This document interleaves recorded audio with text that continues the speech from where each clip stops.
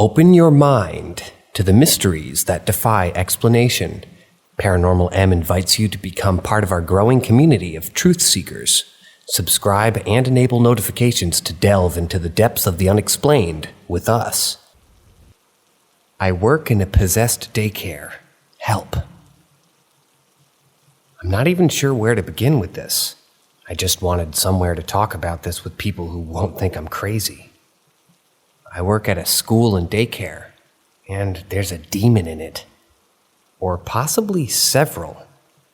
As someone who's never had a, for certain, paranormal experience, this was a hard pill to swallow. My belief was always more of a, oh, well, it could be real, and I'm not enjoying finding out for sure. This is awful. It's terrifying and nerve-wracking, and I want to throw up just thinking about going to work tomorrow. I'm searching for a new job as hard as I can, but it's slow going. It started with a particular toddler room called T5. Since I started working there, I never liked going in there. Couldn't put my finger on why exactly, but I hated T5. I thought it was just the kids were really out of control, really mean and aggressive for toddlers. But it ended up being more than that. I was in there, giving a break to their main teacher, I'm afloat, and all the kids were taking their nap. The room was dark, no sound except a quiet white noise machine. Then I heard something around the corner at the sink. The dishes started clinking like someone is doing the dishes. I looked around the corner, nothing was there, sat back down, and it started up again. I shrugged it off. Next time I was in there, the closet door opened by itself. I still tried to shrug it off. Other things were happening too, though. I noticed I was suddenly having a lot of weird health problems, mostly related to reproductive stuff. I was getting bad dizzy spells and double vision, but I didn't make the connection that it was only happening at work, and only when I was in T5 or adjacent rooms. Then another teacher, who'd I'd become friends with, mentioned offhand that she and her daughter, who also had worked there, had felt like the place had really negative energy. When I asked what she really meant, she tentatively admitted that she'd seen weird things. Without me first telling her, I asked her what she saw, and she also described dishes clinking and doors opening and hearing a deep voice speaking from the ceiling, and dizzy spells, and other weird health stuff. She also told me, and by the way, I don't have proof of this or anything, that her former co-teacher saw stuff too. She also had 2 unexplained miscarriages while she worked there. And now that she quit, she's pregnant again, and almost due, with no complications. This teacher also told me that the former main teacher of T5 had been into occult stuff. I don't know if this was true or not. I only met her once, and all I noticed was that she was a really snappish and negative person who no one else could stand. She quit a week after I started. I do, however, know that 3 current teachers are also into occult stuff. Based on their social media posts, anyway. All 3 also bullied me and another teacher over being Christian. After that, it got worse. I felt like I was being targeted or attacked. I feel dizzy like the floor is tilting almost all the time when I'm in there. My body gets weirdly racked with pain that doesn't subside till I leave the building. This horrible dark depression comes over me like life is pointless. I close my eyes and I see glimpses of knives cutting my skin during nap time. When the kids are asleep. It's always when the thing really acts up. In T5, dishes clink every time, once the sink even turned on. Then whatever it was started knocking glasses on the floor. Another day during nap, I got my air cut off for about 5 seconds, like something had me by the throat. Then one of the almost 2-year-olds pointed to the doorway of the classroom and nervously said, "There's a ghost in there." She and another child often stare at something toward the ceiling and burst into uncontrollable crying and screaming. Sounds like claws tapping on glass windows happen all the time, and the shadow figures glide past the big outside windows. The other day, another teacher, who I had not even talked to about any of this, nervously told me the bathroom door in her classroom closed itself and clicked locked, despite the fact that it scrapes on the floor and has to be pushed really hard to close. Prior to this, my work bestie, the only other religious employee, had been the only one to say that she'd seen stuff. She quit shortly after. Now a third teacher, not religious, had seen stuff too. Then last week I saw it. It was like a black diamond shape in the air, above the shoulder, and a little bit behind a teacher standing in the hallway. The shape was kind of like a cloak draped, but mostly just a black mass with blurry edges. The head wasn't really describable. The closest thing would be a cross between a vulture skull and a plague doctor mask. I only saw it for a second and jumped out of my skin, but I saw it. It's worth noting that the teacher it was behind is a complete a-hole who probably shouldn't even be working with kids. And he has weird mood swings and sort of alternates between hitting on female teachers and acting aloof and yells at the kids a lot. Today I was supervising napping kiddos in an older classroom. That class has one autistic boy who is not very verbal. He was sound asleep and I was sitting in a chair between him and the bathroom. I suddenly began to feel really cold and the sort of familiar I'm being watched feeling. So I knew something was in there. Then I heard things being scooted around in the bathroom. It was quiet enough not to wake up the kids sleeping right by the bathroom, but the little nonverbal boy suddenly woke up, pointed at something and screamed. He isn't like that at all. I ran and hugged him and said, "Get out!" at the thing. It took a few minutes, but the feeling faded and the little boy laid back down. I've gotten enough confirmations that this crap is real. How do you deal with this? I feel traumatized. I hate it. I can only talk about it for sure with one teacher, but everyone in the building acts dark and depressed. I'm having night terrors. Anxiety attacks are increasing just from having to go to work and be around this. If other people weren't experiencing it too, I would think I was just going insane. But others have. And the kids see stuff. Plus, I only experience stuff at work. Everything is fine as soon as I'm not in the building. Please let me know if you've seen an entity like this before, and if you know what it is. And any advice that you can give me on how to deal with the fear would be much appreciated.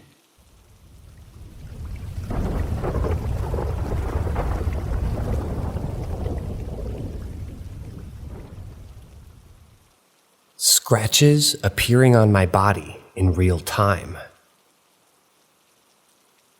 My husband, son, and I just moved into a new apartment almost a month ago. Everything has been fine here so far, except the fact that I have bad dreams nearly every night about my husband, like that he hates me. But anyways, I've had unexplained scratches on my arms showing up. I figured that I was scratching myself in my sleep. Well, that was until tonight. My husband was sitting at his gaming desk playing his games, and I was standing beside his desk just talking, when I felt a burning sensation on the back of my right upper thigh. I looked and there was a scratch. I wasn't wearing any pants, just a t-shirt and underwear, so I figured I somehow scratched myself on something. It was a super long scratch going across my upper thigh and under my butt. I showed my husband, and we both said, "Weird. No big deal." Then I feel the sensation again. I look and there's another scratch, above the first one, on my lower right butt cheek. wasn't there 30 seconds earlier. I never left the spot. So I go get a better look in the mirror and show my husband again. He also says that it wasn't there when I showed him the first scratch. I'm confused at this point. Still haven't sat down, didn't go anywhere. I just went to the bathroom to check out the scratch and back to standing beside his desk. I feel the burning again. I run back to the mirror, and on top of my right butt cheek, there's multiple scratches, like 4, maybe 5 scratch marks together in a row. That freaked me out because it looked like an animal or a person did it, not scratching myself on the corner of something walking around the house. Plus, the fact that my body didn't touch anything since I first discovered the first scratch. I'm not the type of person to blame everything on the paranormal. Every other weird thing I always find a reasonable excuse for, but I've been talking with my husband trying to come up with a reason for this, and I'm very confused right now.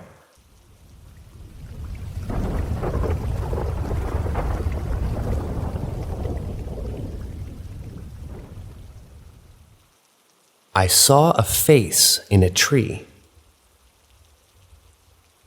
So, growing up, I lived in a fairly, unassuming council house.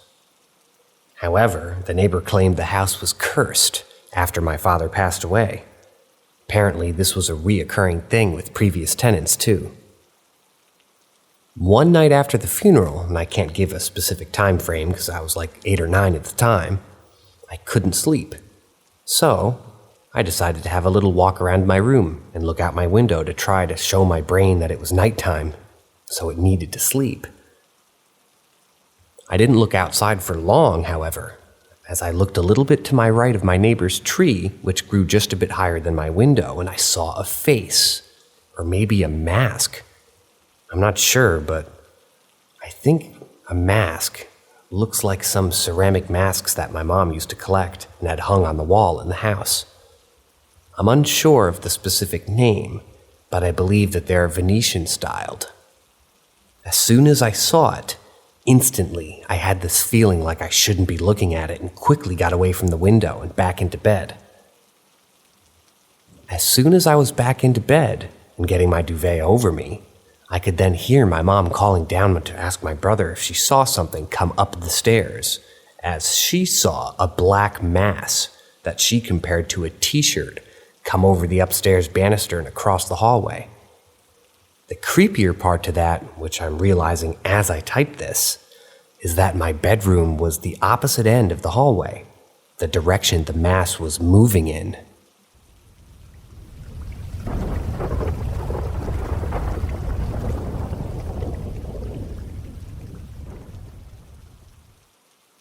One nightmare led to another and another. Anyway, when I was younger, I had this weird but very vivid dream that I can remember 15 plus years later perfectly. It started out with some kind of graveyard or cemetery at night, no stars, but a full moon and also no clouds. There were loads of headstones and statues that you'd typically find in a cemetery, but there was also small columns, maybe 3.5 or 4 feet high, with orbs emitting a dim green light that lined the cobbled pathway, similar to streetlights along a road. That is a gecko in my house. Sorry. These all seemed to surround and encompass a 1-story wooden house that had been painted blue with white accents. In the dream, I made my way into the house, which looked like it had been abandoned, and all the furniture cleared out. It had plain wooden floors, wallpaper that was a solid color until halfway up the wall, and a kind of 2-tone floral on the top half. There were 3 doors in the hallway, but I took the one to the right into a room which had an old wooden rocking chair and an unlit fireplace. As soon as the door shut behind me, there was a flash of lightning and the sound of thunder that, when gone, revealed the chair was rocking and the fireplace was now lit.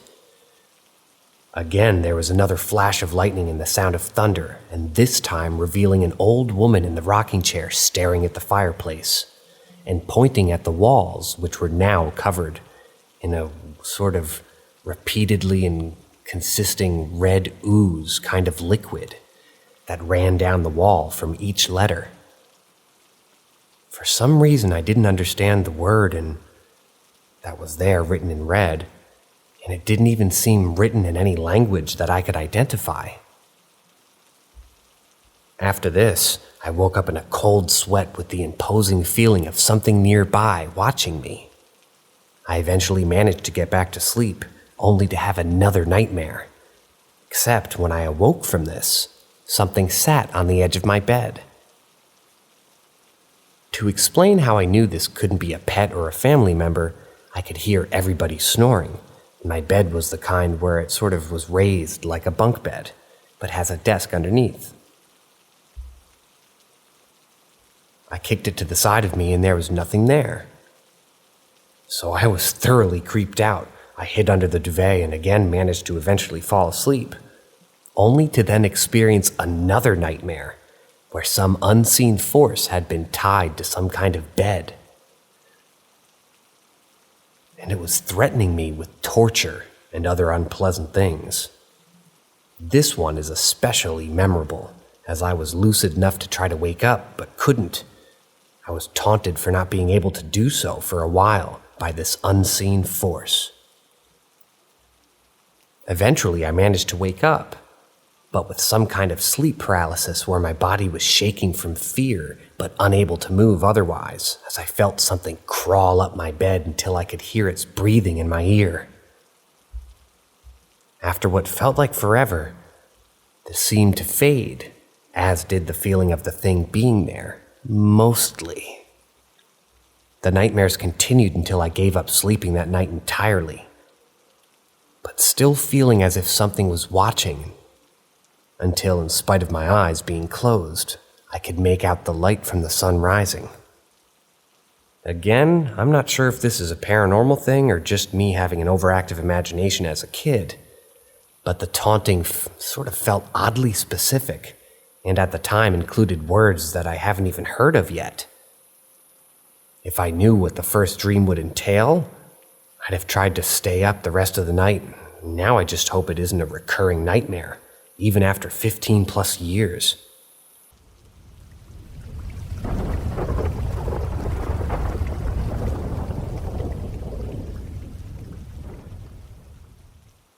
Odd childhood dreams of something.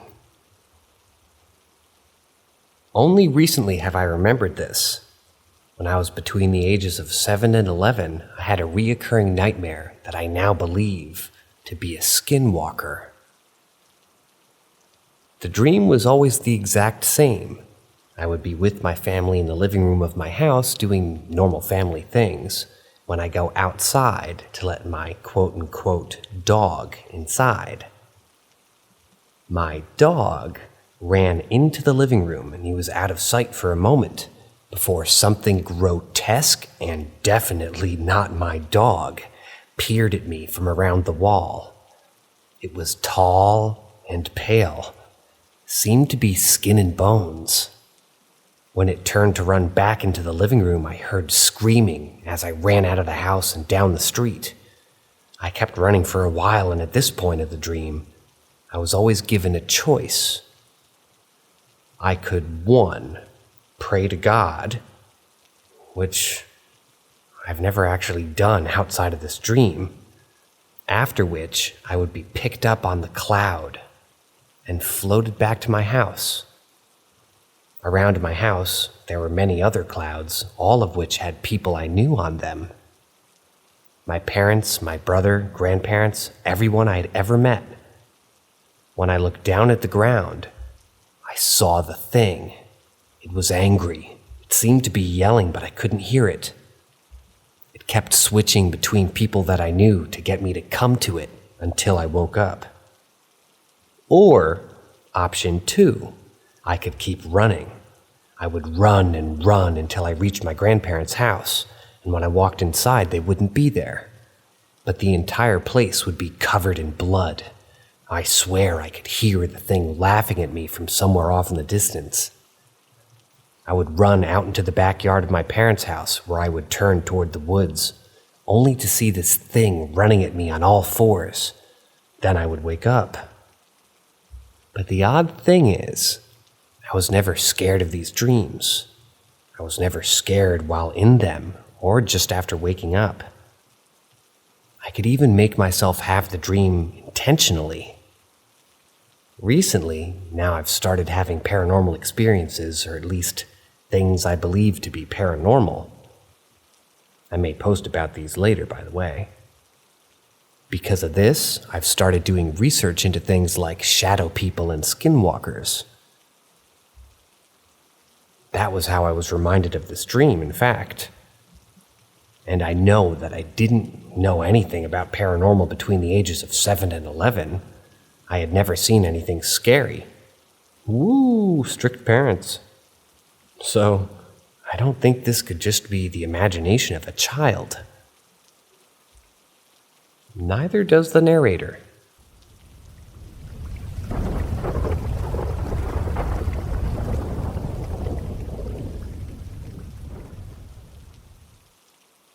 Creepy Scottish ghost encounter. I don't believe in ghosts, but I don't have any other explanation for this. So like I said, I don't believe in ghosts. If I see someone I don't know and trust, like on TV for example, telling a ghost story, I struggle to believe them. That being said, I had an experience when I was around 10 years old that I'm going to share today. This was in approximately 2003. My friend and I were walking to a football training. I live in a quiet countryside town in Scotland. To get to the football training, we would walk past the tennis courts, as it saved a lot of time. The tennis courts are located at the bottom of a wide open grassy area. Next to the tennis courts is a sloped section of ground that runs the length of the court. I think it's meant to be the sort of stand where people can sit or stand and watch. It's sort of like a grassy pyramid that's been stretched out in length. There's a path that leads down to the stand and just stops. On the far side of the stand is a small wooded area. We were on the path walking toward the tennis courts, and it was broad daylight. No one is around. The wooded area briefly falls out of view as the path is on a slight decline. We walk up the hill of the stand, onto the main body of it, and there's a woman standing at the trees. She stood with her hands clasped in front of her, looking directly at us. My friend and I are walking toward her. She stood between a fence and a small stream that's guarded by a waist-height fence. We walked the length of the court, and now less than 10 meters from her. She hasn't moved. She's just continued to stand and stare. We turn at the bottom of the court, now with our backs to her. We haven't said a word, but we all looked at each other and ran. The woman was gray in appearance, but wasn't transparent or anything. She looked like a real person, but she was a sort of uniform color, washed out looking, clothes included. It's quite hard to describe. She didn't move once, and I don't mean that she just stood still. She didn't move at all. She was three-dimensional, but it was like she was a cutout that had been placed there. My first thought wasn't, oh my God, it's a ghost. Only afterward did we realize what might have been even happening. There is nowhere this woman could have come from. There's 2-meter fences blocking everything apart from the far side entrance to the tennis court and the approach that we used to get there. The far side entrance was out of sight and was really never broken. The stand only obscures a part of the wooded section for a moment. She simply was not there. We broke line of sight for 5 to 10 seconds, and there she was. The village I live in is small, and I have never seen this person before, and I haven't seen her since.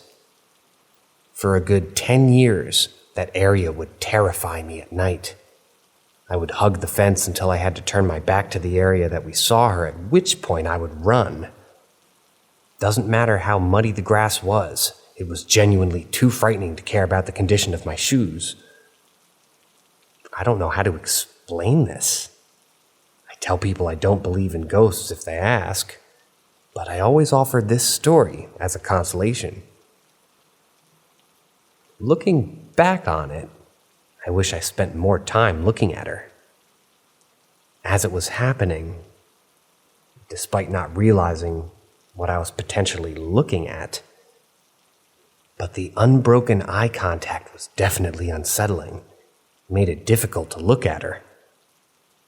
That friend and I don't speak anymore. We haven't for around 15 years. But I bumped into him in the town about 4 years ago. The first question I asked him, once the greetings were over and done with, was, "You remember that ghost we saw?" He said, "I do, mate, aye."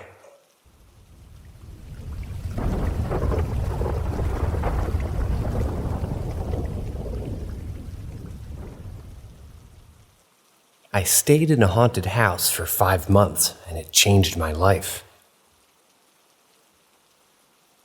In January or May of 2022,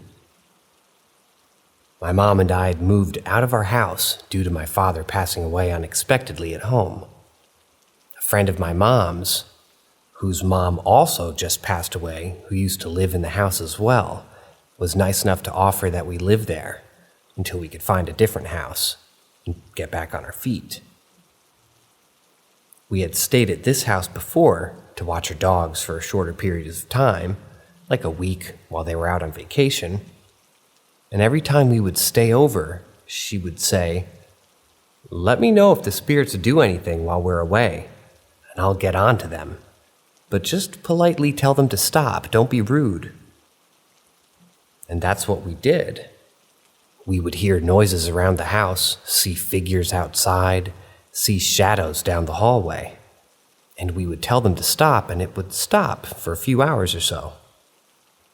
When we first settled into the new house after fully moving in, everything was as fine as it could be after that terrifying experience of my dad passing in front of us. But I do remember on the first night I was on call with my boyfriend because I couldn't sleep, and I remembered hearing things that made me terrified. My boyfriend does not believe in the paranormal, so he would always say, "It's just the house settling." But I knew it wasn't. Some things that have happened to me while I lived in this house are as follows. I had an old cabinet that the homeowner's mother, who just died as well, used to own in my room. I had clothes and my skincare inside, so I would use it daily. It was hard to close, and we had to essentially clamp it shut or else the door would swing out by itself. So like every morning, I specifically remember clamping it. But when I got home, the doors were both fully open, and one of my sweaters looked like it had been thrown on the floor. The scariest thing was that my mom had arrived home maybe 25 minutes before I did, and she said the cabinet was closed. So this happened in the span of 25 minutes. Sometimes I would get home very late after being at my boyfriend's house until 9, 10, or 11 p.m. I would get ready for bed, take a shower, and get water from the kitchen. Where my room was located, you had to walk past the front door, which is fully glass. I would always see figures in the yard or on the porch walking around. It always terrified me. The homeowner's mother, who had died, absolutely loved one of the dogs, and her name was Lady. Whenever she would want Lady around, she would always call out her name in a very specific and memorable way. One day, it was just my sister and I in the house, and the narrator's gecko. I was in the kitchen, and she was in the guest bedroom by my room. I heard what sounded exactly like the mom yelling for Lady. It was loud. I run to my sister's room. "Did you call for Lady?" I asked her. "No, why would I? She's laying on her bed right here. She pointed at the floor on the far side of the bed, and sure enough, there she was. The final experience I'll be talking about, definitely not the last I've experienced, is the biggest one for me. And it's happened to me twice. Everyone was there that evening. The homeowner and her husband, my mom, my sister, my boyfriend, and I were all in the house. We were having a big dinner. I can't remember what, but I went into the kitchen to go get a drink, and my sister said that she was going to go do the same. So I figured she was right behind me. I'm standing, facing away from the entrance, and I felt someone touch my shoulder. Not too firm, but not too gentle either. I say, "What?" and turn around, only to see my sister just then walking into the kitchen. My mouth dropped. I asked, "Did you just touch my shoulder?" She looked at me like I was crazy. "I just walked in." I started to freak out. "Someone just touched my shoulder." People ran into the kitchen to calm me down. The homeowner looked at me in shock and said, "No one has ever been touched by the spirits in this house. Maybe my daughter has been years ago, but that was when she was very little. They would always mess with her, but I'm still not sure that she actually was touched." It's safe to say, I never entered that kitchen alone ever again. So yeah, there you have it. Some of the best experiences I've had in that house. The last experience has forever changed my life. I think about it daily. For context, the house is 100+ years old. The homeowner grew up in that house and her father passed in the living room. Her mother lived with her up until a couple of days before she passed. She passed in hospice. My mom and I moved in right after. Witnessing our dad pass in our house. He very well could have followed us there, and the area of Virginia that we lived in was surrounded by battlefields nonetheless.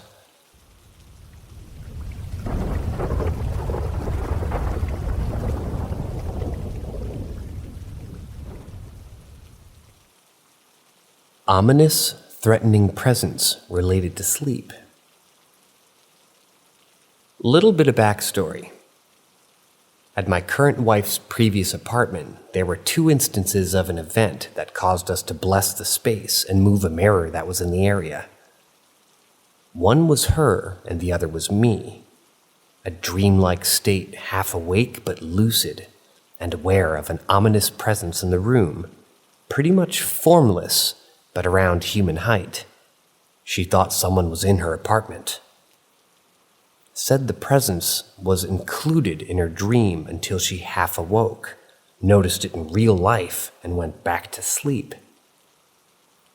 Shortly thereafter, the same thing happened to me at her apartment. Went to sleep, woke up, in a night terror-like state of being unable to move. But it wasn't a night terror. Noticed similar presence move from under the bed to the door and then disappear. I say this with a grain of salt, and at the time I didn't freak out till I woke up. But confidently and truthfully, nothing has ever rattled me like that did. I know what lucid dreams feel like, and that was very, very, very real. There was another instance of, a phenomenon in our new place, granted. I was high and awake. 2 mirrors faced each other in the bathroom, and in the hallway I saw movement. Needless to say, I freaked out. I chalked that up to the drugs, though, but it was quite similar, so I bookmarked it. Moved one of the mirrors as a precaution. Anyway, this is my concern now, because it may be unrelated. You know that feeling your body gives you when it thinks it's in danger? I got that, trying to go to sleep. Like when your body says, "Hey bitch, you're about to get hurt," and zaps you. Not like the sleep falling, this was different. But before those zaps, I would have vivid and quite frankly very concerning nightmares.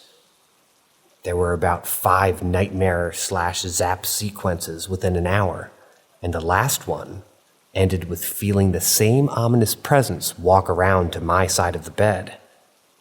I made myself wake up and it went away. The kicker, though, is that while it was ominous, I've never felt in danger from it before, just startled, as if a raccoon was in the house, and only rattled on a what the fuck level, if you know what I mean, and not a level of thinking that it might want to harm us. I don't know what it is or what it could be, but I don't really want to find out. I legitimately don't know anything about true paranormal activities, so I don't know what to think. I heard a recent Redditor have a problem with mirrors and think it may have just pissed it off when I moved the mirrors away from each other. I don't know why she insists that we keep this obviously fucking cursed mirror around because it's the only common denominator, but whenever I figure this thing out, it's going in the dumpster.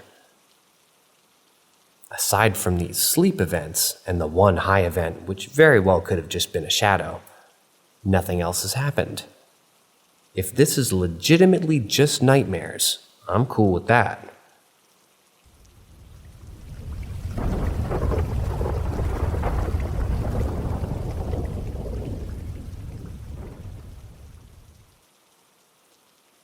My parents' old house was an extremely active home.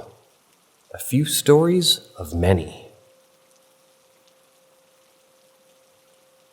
Here's some brief important background information. For about 12 years, my family owned a house on a hill in a spread-out neighborhood in northern Nevada. The house was actually the highest house in a small valley and somewhat remote.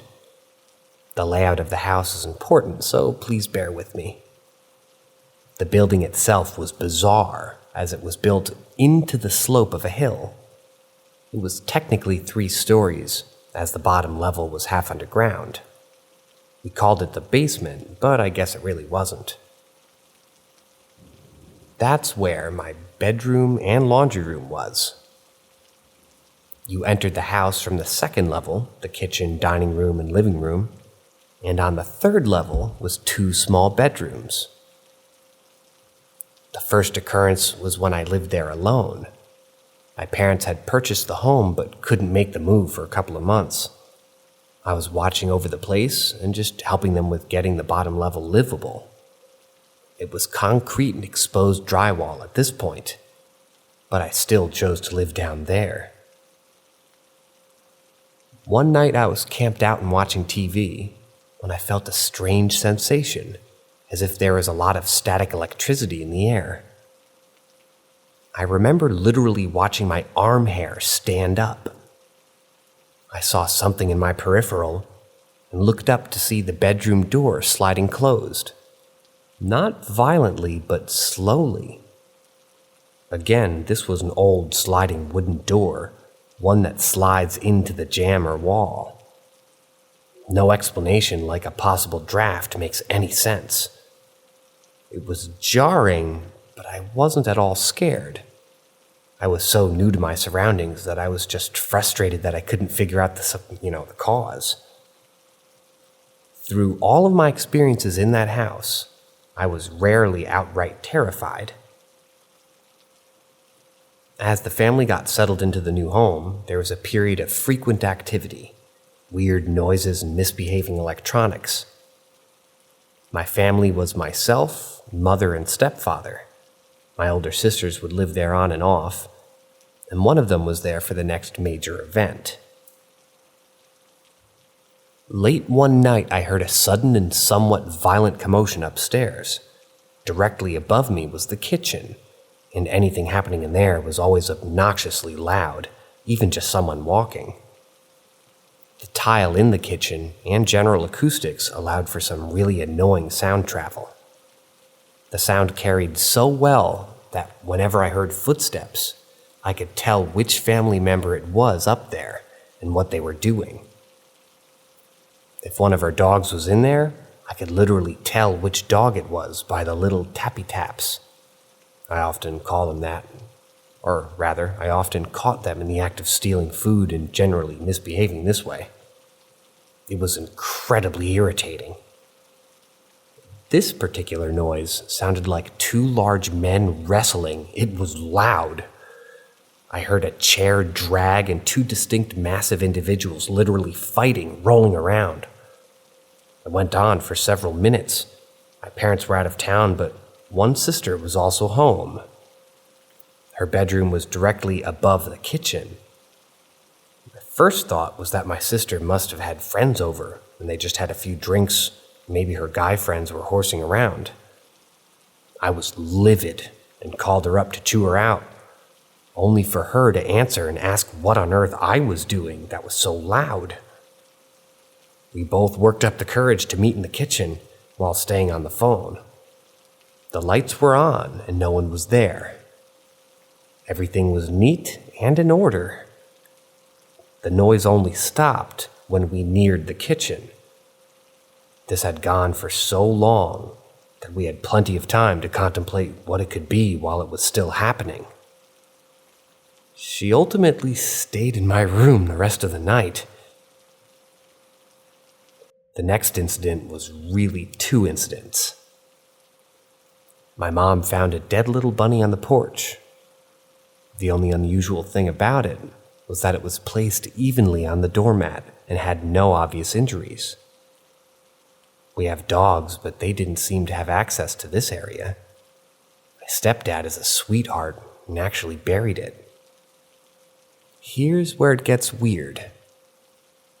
About a week later, I was chatting with my mom as she took a break from her schoolwork. She had been using her first or second gen iPhone to utilize the dictionary and thesaurus website, and this was before iPhones had voice command capabilities like nowadays, so the model's important.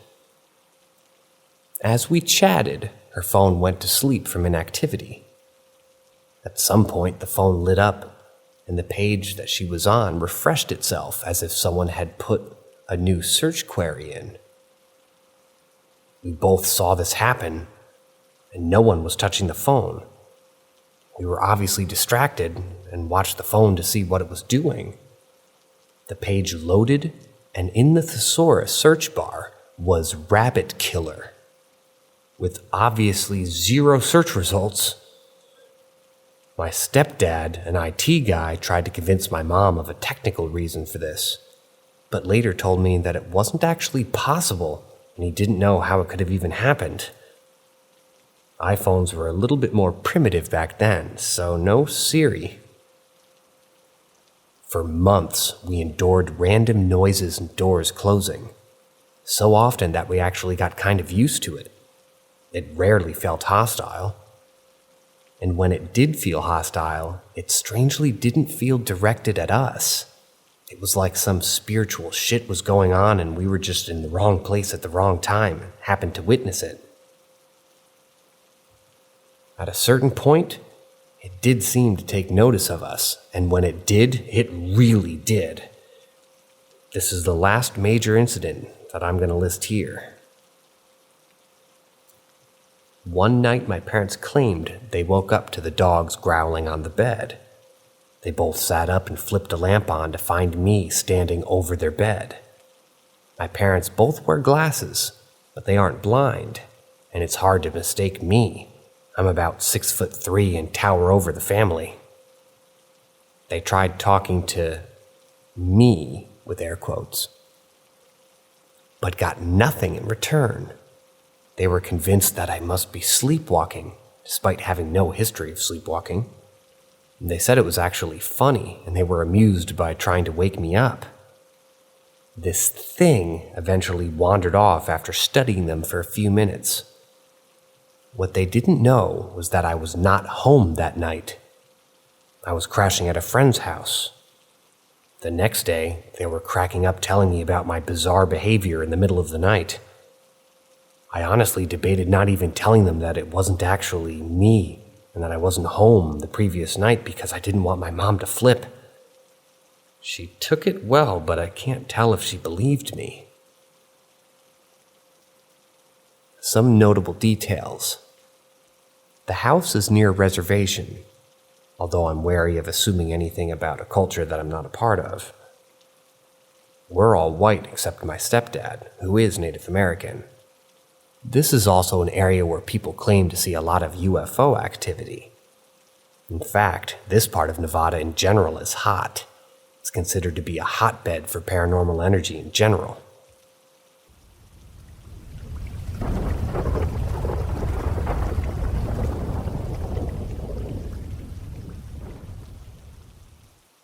The Child in the Basement. This one was a bit unnerving, but not really terrifying. We've had weird experiences in our house for many years. In fact, I've smudged the house twice since the activity began. It worked, but eventually it would always start back up, but differently. I attribute this to the fact that I'm a home improvement contractor and have strange experiences in people's homes all the time. Anyway, the other day I was down in my basement switching out laundry. My washer and dryer are in the very bottom of the stairs near my boiler and hot water heater. I put a load of clothes in the dryer, started it, and went back upstairs. As I reached the top part of the stairs, I heard a loud metallic bang, as if something heavy fell and hit the dryer. I went back down thinking that I had knocked something over when I was leaving, but couldn't find anything out of place. I looked around for a minute or two, finding nothing, and I blew it off and just went back upstairs. When I reached the top of the stairs, I was about to open the door and walk into my kitchen when I heard it again. The loud metallic bang. The same exact sound that I heard earlier. Now I'm starting to freak out a little bit. I thought maybe I put something in the dryer that could cause the noise, so I went back down, opened up the dryer, and looked through the clothes and found nothing. I restarted the dryer and waited a good 4 to 5 minutes looking around for something that could have caused the noise. I found nothing and the noise didn't happen. After I restarted the dryer, Now, I'm thinking that it could be a spirit messing with me. We had our house red last year, and the sensitive told us that we had 2 spirits that resided in our basement. One was an old woman who hung over by my little workshop on the opposite end of the basement, and the other was a little boy who resided in the area near the washer and dryer where we store all of our clothes. Thinking the boy was playing games with me, I spoke out loud to the empty room and basically said that I was okay with it sharing the house and the spirits, as long as they meant no harm to me or my family. And if they meant to scare or terrorize anybody, that they were not welcome and would have to leave. I turned around and went back upstairs, and the noise hasn't happened again.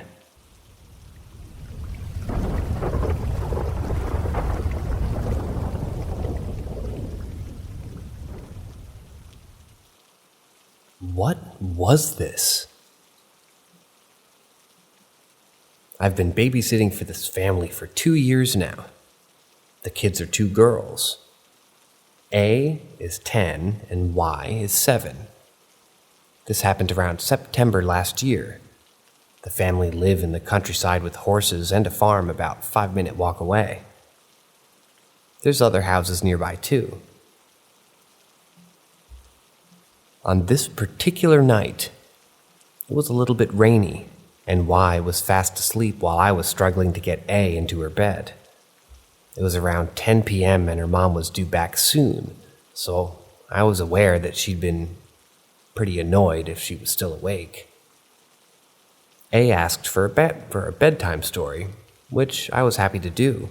She climbed into bed and the family dog decided to join her and jumped up onto the bed too. Around 20 minutes later, A was getting pretty close to falling asleep when I heard the sound of the front door opening, followed by the inner boot room door opening too, which had a distinctive squeaking sound. I sighed knowing that now she was back and A wasn't asleep, so she'd be annoyed with A. Although when I checked my phone, I noticed she was 25 minutes early, which is strange of her. The dog instantly jumped off the bed and ran downstairs barking, which in turn caused A to sit up and ask, Is that Mommy?" I assured her that it was okay and to lay back down as soon as she was pretty much about to fall asleep. Which she did. I got up and started walking out of her room and across the landing to the stairs. Only the top of the stairs are visible from the area I was standing. Before I could make it to the top of the stairs, I heard the sound of the mom's voice calling up, "Hello?" from the bottom of the stairs.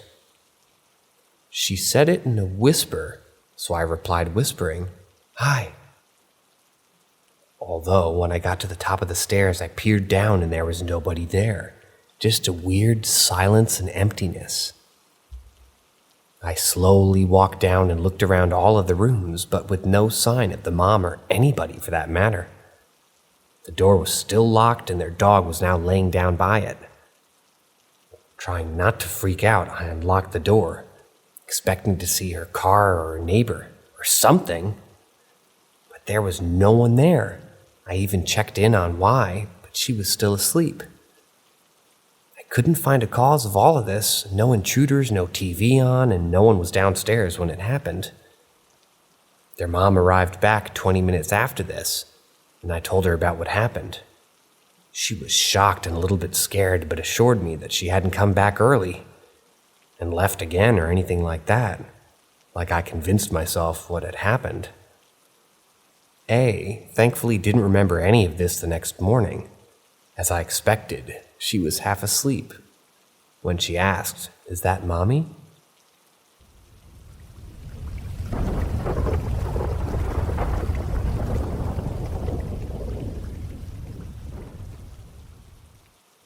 I'm scared to be alone after something happened at 3:33 a.m. last night. Honestly, I don't know how to start this because I sound so insane, but it started a few weeks ago. My family's been struggling pretty bad with mental health problems. For example, my mom had a stroke. My brother had experienced a car crash that had injured somebody. My grandma crashed her car, and she later had a brain aneurysm. My aunt had a heat stroke, and my mom had found lumps in her breast that she was getting tested. This had really affected me and my family. I recently moved in with my eldest sister, and she's been saying it's a sort of a spiritual attack. She had said it was a very strong spirit. My family was always having paranormal problems. However, it had caused my sister to have horrible sleep paralysis, and she was scared to see it. So she prayed. I've never been very spiritual since I was a closeted gay Baptist. I've recently started going to a Catholic church with my sister, and I've really enjoyed it. So she decided to take me again this Saturday to church. However, on the way, we got into a car accident a minute from the church. I had luckily worn a seatbelt because I had seen a police officer earlier on the ride. If I hadn't, I would have flown out the windshield since the airbags didn't deploy. Anyways, it had been a crazy day for me, and I decided to just chill with my eldest sister for that night. Then my girlfriend, Face, sort of times me and I pick up. My girlfriend FaceTimes me, and I pick up. My girlfriend's not religious and had made jokes about me going to church. I laughed it off and we continued talking. It was now 3:20-ish, and I decided I'm going to go to the bathroom and take my makeup off. I have a cat, and she immediately took off to the bathroom. I locked the doors and take off my makeup. But then my mom with my girlfriend drops. But my call with my girlfriend drops. I look at the time and it's 3:33. All of a sudden, somebody was banging on the door. I start to panic and sit on the floor and start shaking. I start calling my sister to come and get me out of the bathroom when something starts playing with my cat under the door. I start to freak out and then my doorknob starts jiggling. Think it's my sister and look outside. Nothing was there. I just start sobbing and crying more until I hear my sister open the door. My brother-in-law looks around and nobody was there.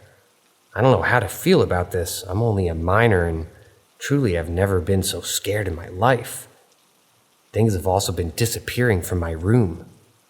Please give me some help on what to do.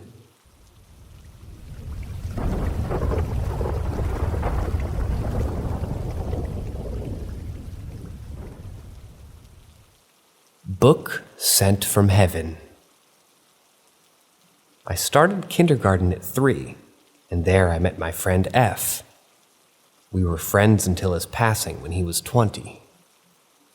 We were also classmates until we were 14, as he changed schools. Grade 8 was the last that we shared together.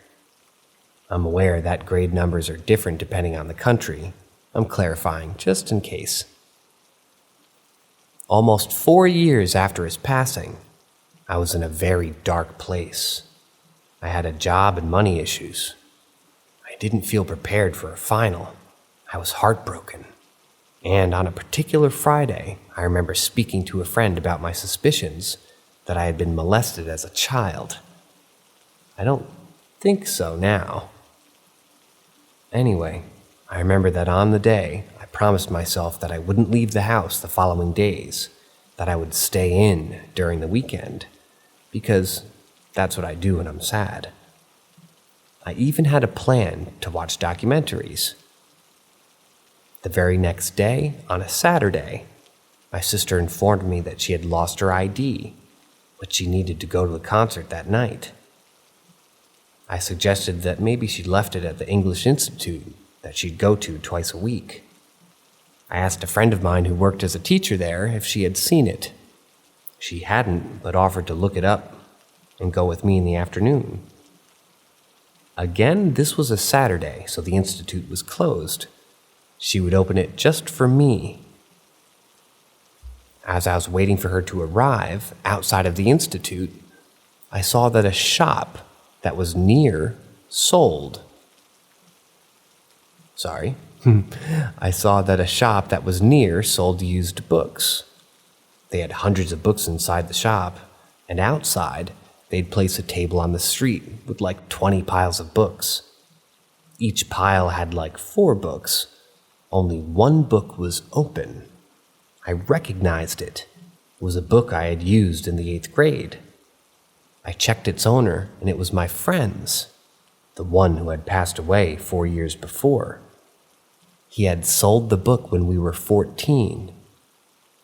It even had my writing on it. I guess we did homework together.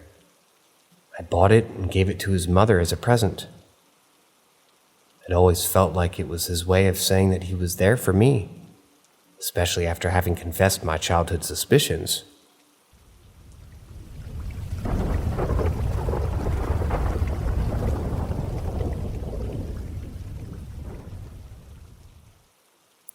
Creepy landlord. So I used to live in this old house with my partner and a friend of mine. It was rumored that a mother killed her baby and hung herself afterwards in one of the bedroom closets. That place always gave me the creeps, especially upstairs in the little corner of my bedroom.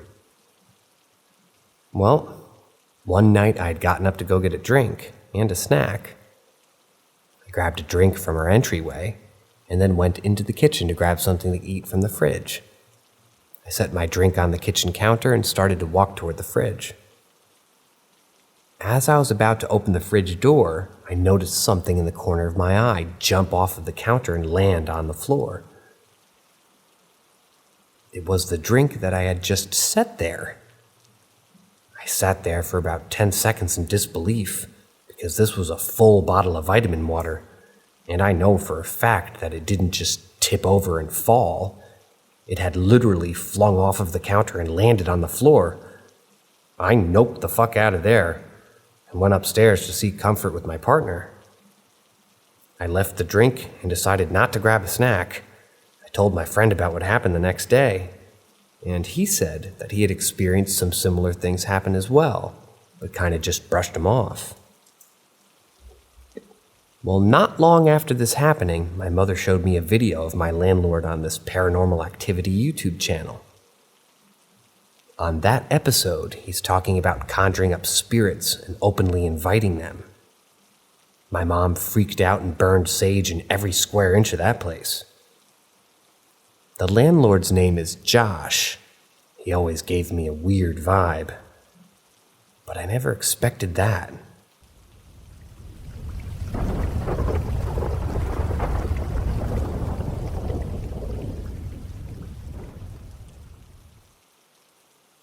A clear figure in the motion detection video thumbnail, but nothing in the video. A good friend of mine recently shared the events that led to this photo, all of which happened to a good friend of his named Kimberly.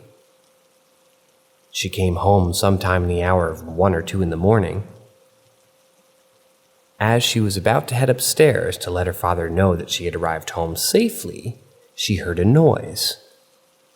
Weird enough for her to do a quick walkthrough of the main floor before actually heading upstairs. As she reached the top, the alarm system went off. "Warning! An intrusion has been detected," appeared on the phone screen. Oops, that was not a voice, my bad. Kimberly's father came out from the bedroom and tried to hurry to the entirety of his family to the upstairs room so he could go check out the situation. He checks the house and doesn't find anything odd with any of the rooms in the house until he opens the inside door to the garage. The garage door to the outside was wide open. During the commotion, Vivint phones Dad to see if everybody's safe. Although the garage door was open, there was no intruder or immediate danger to report on. After ending the call, locking the house, and arming the system again, a second notification appears on their phone. Kimberly's family has a premium package with Vivint services. Including in this package are motion-sensing cameras that you can set to program at certain hours for specific dates for when your family's away for extended periods of time. When these cameras detect motion at a designated time, it will clip and send the recording to the user's phone. The second notification opened up to the following. All of this happened in August of 2019, and there have been no answers yet. Our friend shared this story on our podcast a month ago. Kimberly was wearing nothing similar to what the figure was wearing, but what about the video? Play the video. When played, there's nothing that appears in the entire clip. Even when you click and drag and scrub through frame by frame, nothing appears. The only thing that we have is the thumbnail of the video.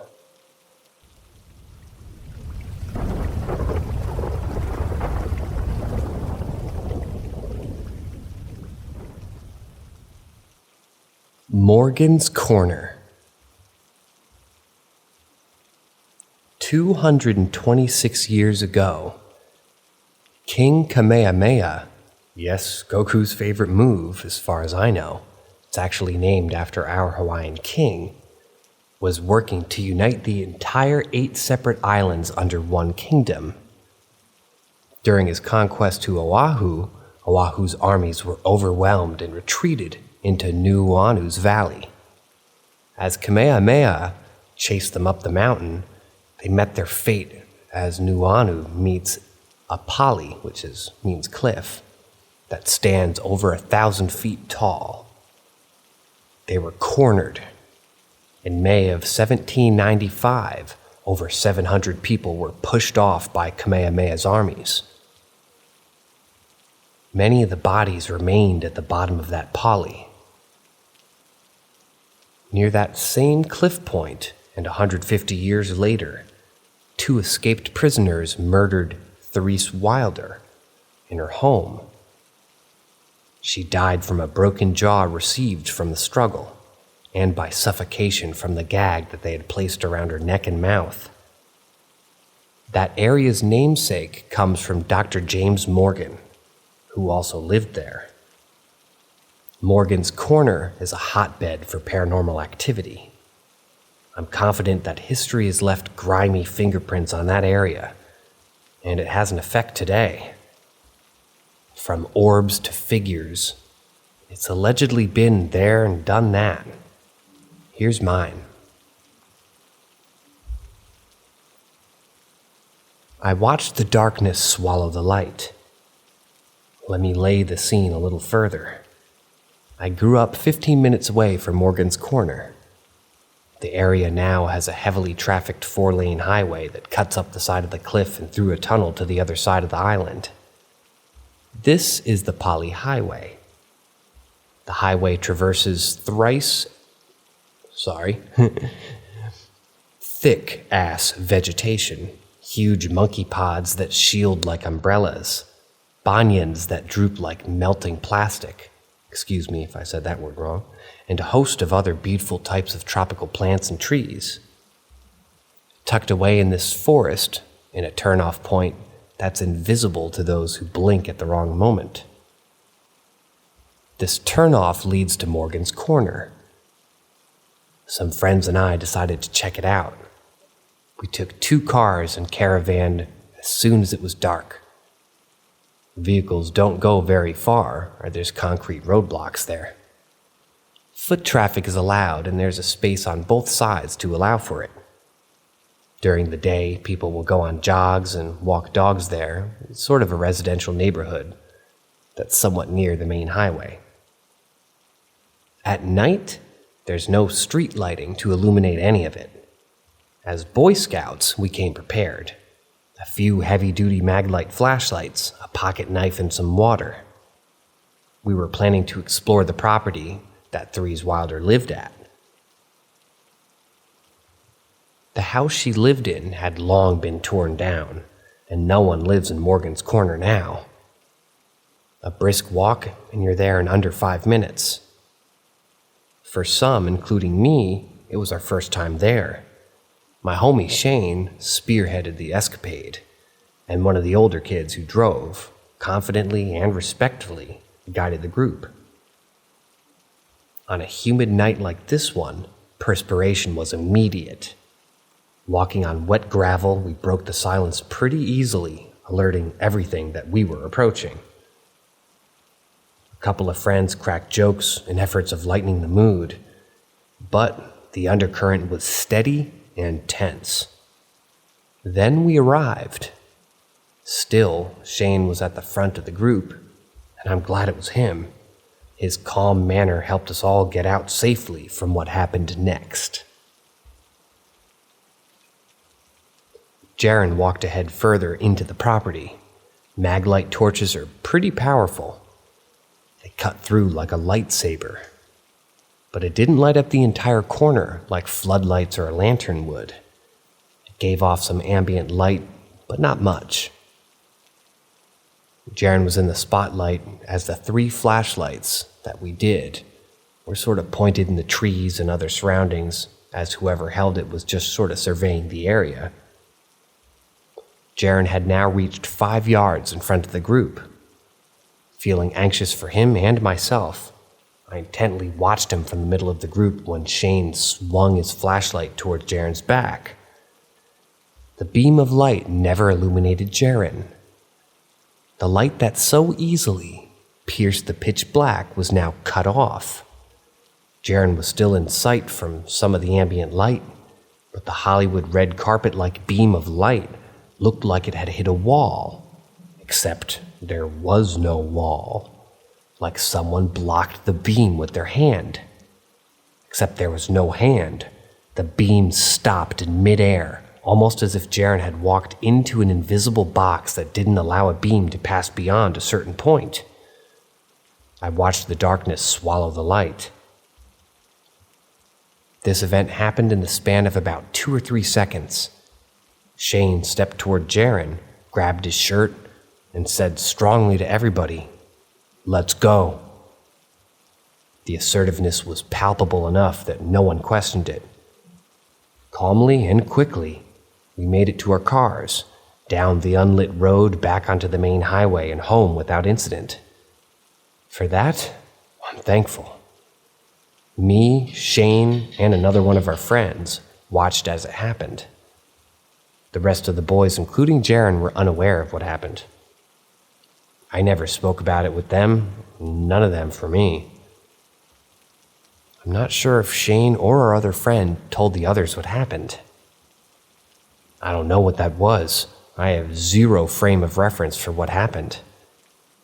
I host a podcast where me and my two best friends tell first and secondhand scary stories, and in the 400 plus stories that we've heard and told, nothing is similar to what we experienced that night in Morgan's Corner. At this point, I'm not really interested in an answer, mainly because I'm pretty doubtful there is one. But I love this sub and hope we get more people sharing their experiences with the unknown. If anyone has a story that wants to be featured and retold in their podcast, let me know. I posted a year ago on this sub asking for stories and got a positive response and credited those who shared. Hope it's still okay to plug that real quick. Let me know if it's not. Anyway, trust your gut and watch your back. Everyone, especially your friends.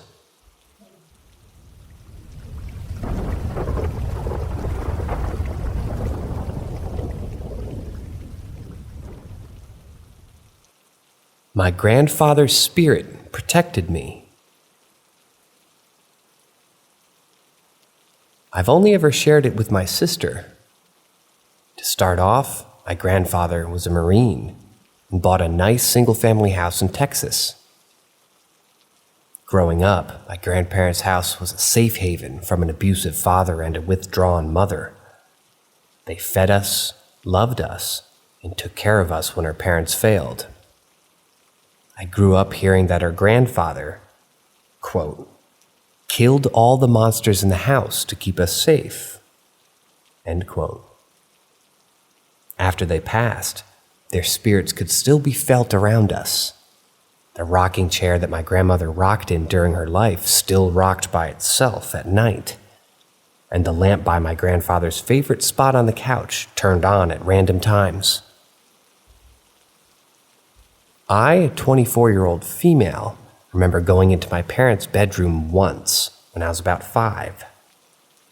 Their bedroom used to be my grandparents' as well, after they inherited the house. I laid down in their bed for a nap and felt some sort of energy in the room. I could see a tall, shadowy figure staring down at me from the corner of the bed. I remember feeling a sadness that didn't belong to me, if that makes any sense. It's really hard to explain. I truly felt that I wasn't alone in the room, and someone was in there with me, offering a sad sort of comfort. At some point, according to my sister, my biological father entered the room. I don't remember this. I think I was fast asleep. He left first, then I left the room after my nap. My brothers noted that my nightgown was inside out and backwards, and my hair was way more messy than a nap should have caused. Sometimes I think it was my grandfather's spirit there. He knew what kind of man my biological father was, and sometimes I think he ensured that I was in a deep sleep to prevent me from remembering. In my conscious mind, that is, what had happened. I have all the symptoms of CSA, but I don't remember any of it. My grandfather did always promise to fight off the monsters. I think sometimes the monsters can be memories.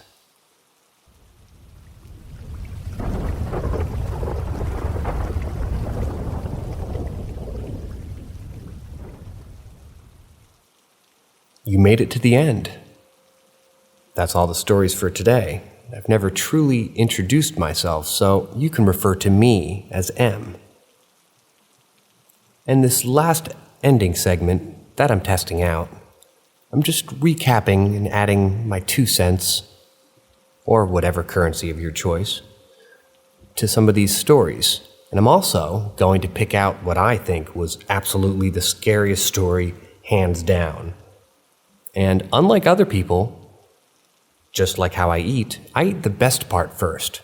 So, in that sort of mode, obviously the scariest story of all of these was the 3 series of stories that were all by one author here that took place in Nevada.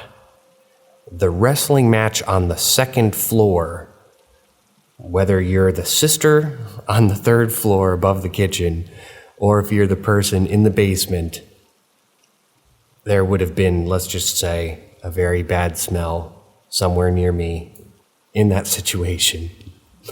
And secondly, anything involving a skinwalker is no bueno for this particular narrator, but you lived through it, so you got to be stronger after that. And I guess the one that took place in Scotland there, with the 2D, 3D image, I understand not being able to stare back at that. I don't think I could have done the same, or rather, I guess I would have done the same because I would have only been able to hold eye contact for about 5 seconds or so. And the haunted house, I suppose there's several haunted houses, but the one that had the old cabinet from the homeowner's mother who had died, that you put your skincare things in, I would not want to be in, or rather I would not like to live your experience. Reading it was enough for me. And all the stuff with the sleep paralysis, the one in particular, would be the one where you were out and your parents, your folks, were still home. And during that time, they said that they saw you sleepwalking, towering, quote-unquote, over them, analyzing them. If they knew you were out of town and they saw a 6'3" person standing over them on top of the bed while they were awake, I'm getting the chills just saying that because my imagination is quite vivid. Very fortunate for them that they had no idea. And I guess lastly, I'd just like to thank everybody for submitting these stories. And let me know what you think about me adding my 2 cents on here, or if I should just keep the change, let's just say. So, until next time, thanks for listening to Paranormal M.